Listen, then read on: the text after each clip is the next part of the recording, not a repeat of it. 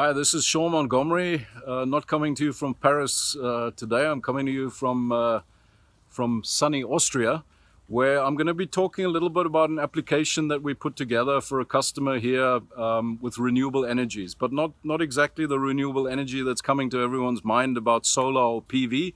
The renewable energy here we are using is hydro or water power.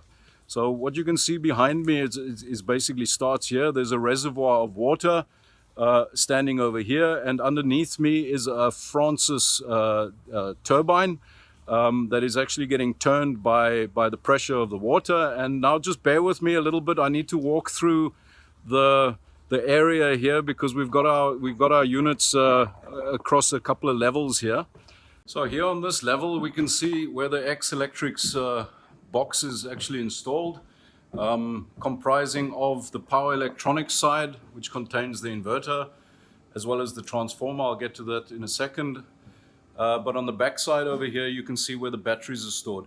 What's happening right now at this moment is that, hopefully you can see that, roughly 2 kilowatts of power is being put into the grid. And if the situation was the other way around, then the full batteries would then be powering the consumers in the house. But because the batteries are full, the power goes to the house. But we've also got the ability to optimize the energy use. So when the batteries are full, instead of sending the power back to the grid, what we do is we would then switch on a heat pump, or we would switch on the heating system, optimizing and maximizing the self-consumption of the power that's being generated by the water outside. Because the unit has got a transformer on board, and let's say that there is a grid failure here in Austria, what we do is we create an artificial mains, we create an island, we are grid forming, meaning that we enable the water power to still continue to be used. There is a little bit of a split, millisecond split between no grid and the grid that we form, but we enable the power to continue to be produced. I need to walk down some steps here. What you can see and what you can hear is the result of the Francis generator, where you can see it's turning. So the shaft that you see down in the bottom of the pit here is actually being turned by the water pressure that's turning the turbine on the outside.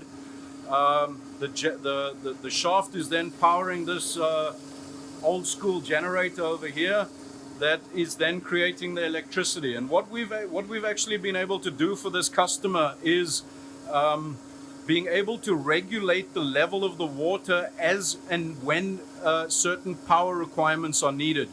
And that's quite an important thing that we've been able to do, assisting the customer in optimization of renewable energies, in this case, hydropower. You can see the unit behind me over here, where you can see that's what we've installed there. And what we're doing, like I said, it's the controlling of the level of the water from the top levels that we started at. But a very, very exciting application. And something that xelectrix will do more and more in the future. But for the time being, greetings from Austria.